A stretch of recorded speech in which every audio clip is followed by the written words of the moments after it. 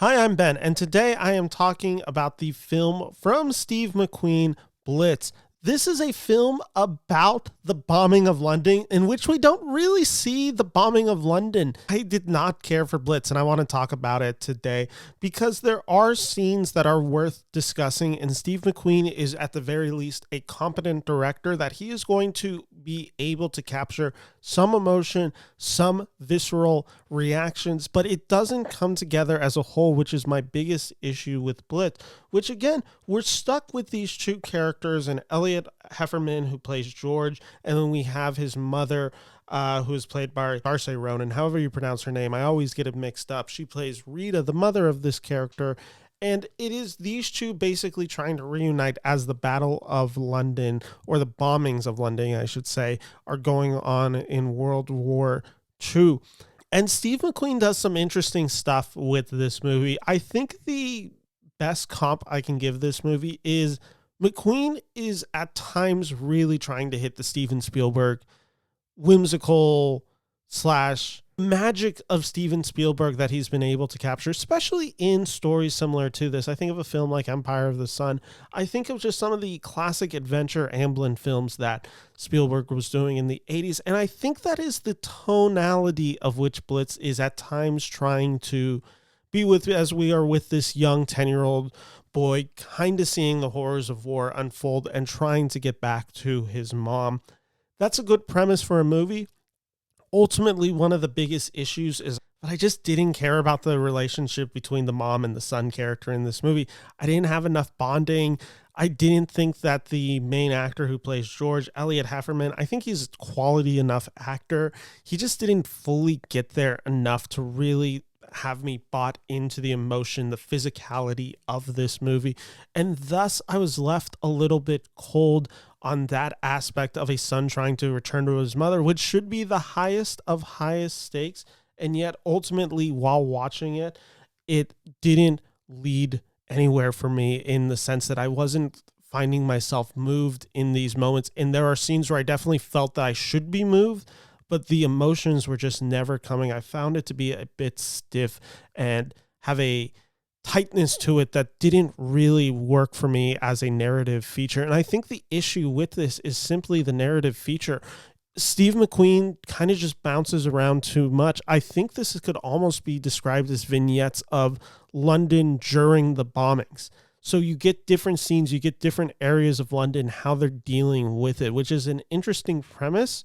But again, it just doesn't give a strong enough through line and narrative emotional focus to this movie. So we get these different scenes with different characters who pop up. We have this one storyline with the character of George, who meets another black soldier, and they have this little like adventure for a little bit, and then something goes wrong, and then you're now left, and now George is with these group of thieves and he has to escape, and it just kind of goes throughout and with the end goal that George wants to return to his home in London and see his mom again.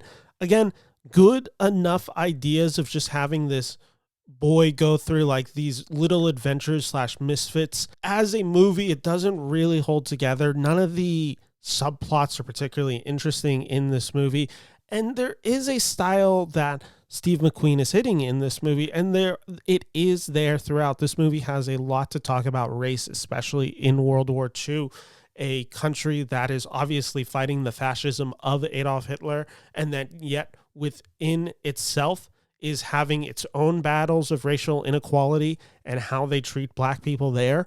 And there is a lot to be said about that in this movie.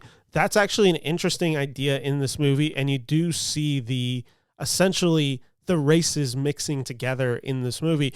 That is actually a really interesting premise for a movie, and when this movie does it, it does it very well. There's a very memorable nightclub sequence in this movie that you understand what the movie is essentially achieving in these moments, and yet it's never a strong enough through line. That's the issue. This movie has a lot of ideas, and a lot of them are simmering, but none ever actually come out well cooked.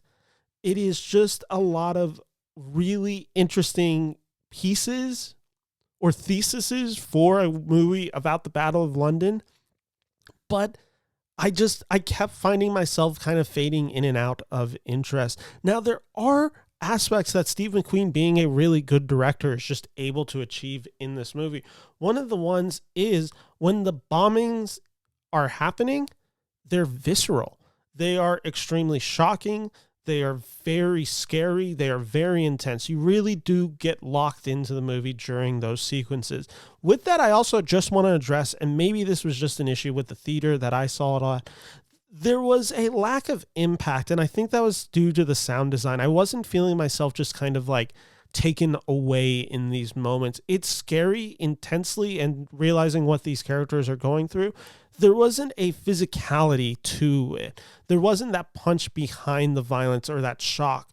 Thus, it left me, even in these sequences, which are the best, it still left me wanting more. And maybe this is the disease of wanting more, or having different expectations going into this movie. But ultimately, it is just kind of the issue when these are the best elements of your movie.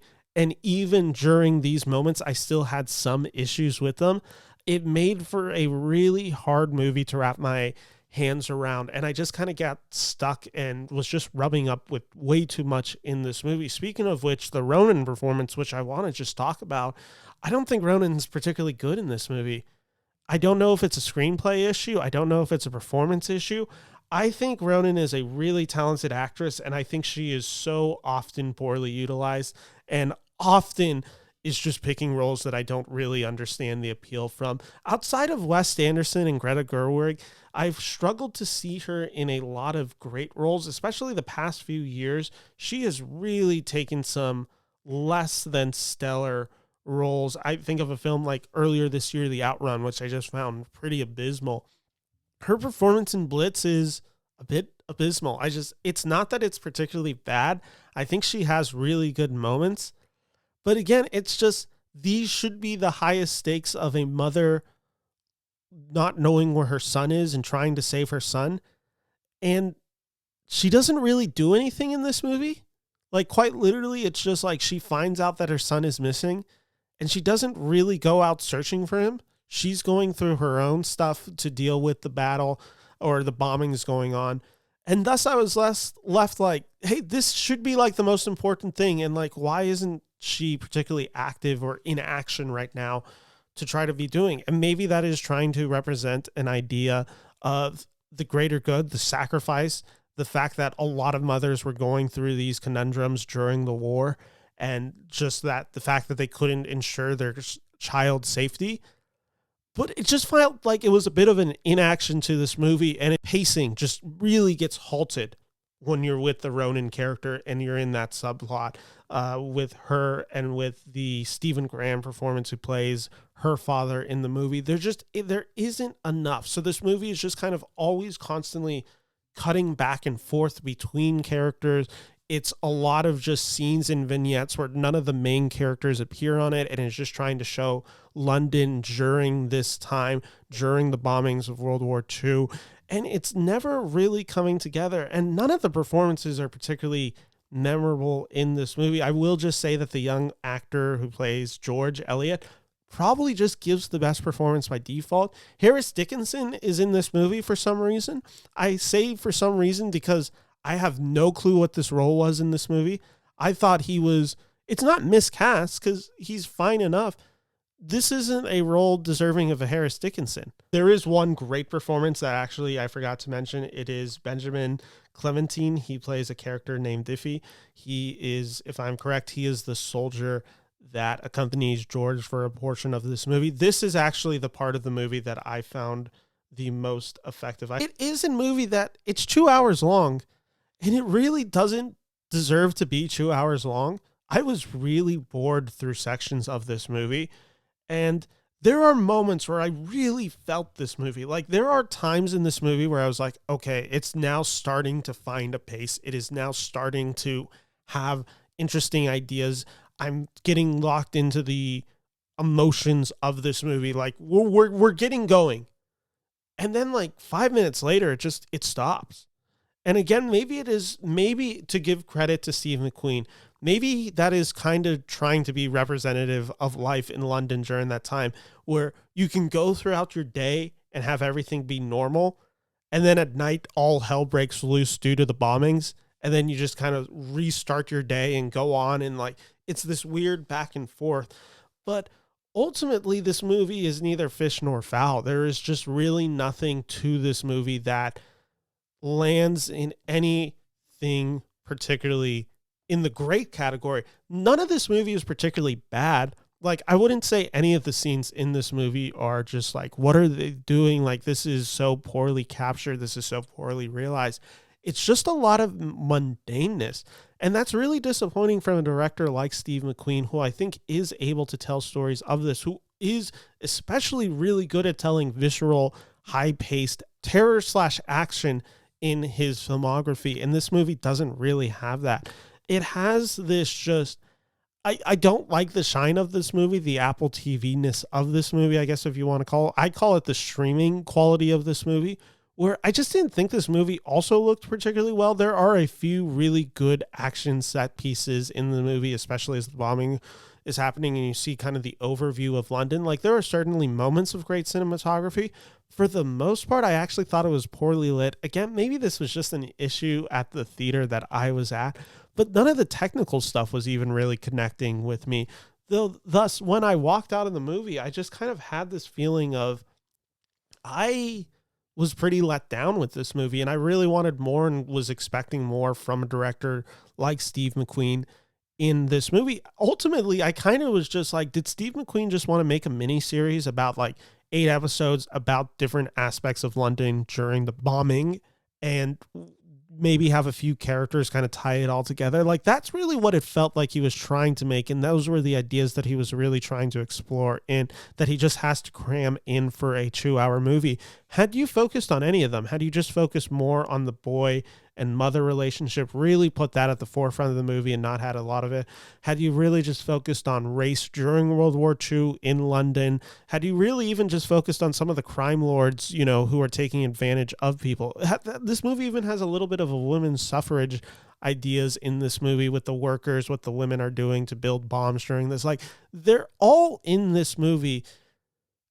If you even wanted to just do the domestic flow of life during World War II, during the bombings, like, that's also a really interesting idea. All these ideas are present within Blitz, and that's the issue. There's too many ideas floating around, none of them given proper development. None of the performances are particularly memorable. Ronan may get in for Best Supporting Actress. To be honest, I wouldn't put her in. I don't think she's given a good performance this year in either of her films. I think this one, she's just misused. I think in the other film, The Outrun, she's just pretty bad, and it's a really boring, abysmal type movie. Nothing besides that really works. I wouldn't give this a screenplay. I would understand why this film could get below the line, like cinematography, sound. Of course, I had my gripes with it, but I really just can't recommend Blitz in any good faith. Like, there are aspects of it. I think Steve McQueen is deserving of 2 hours of your attention, and I've heard more people be positive on this movie than I am, but I think it's at the very least underwhelming for what the potential of a movie about the London bombing could be. And there's just something missing, and I think a lot of people are identifying it. So I can't even say, like, go check this out in theaters. Like, this is truly an Apple TV movie where if you have the service, check it out. If you don't, I don't blame you. It's not really worth your time, and it's a pretty big disappointment in that way. I'm giving Blitz 2 out of 5 stars.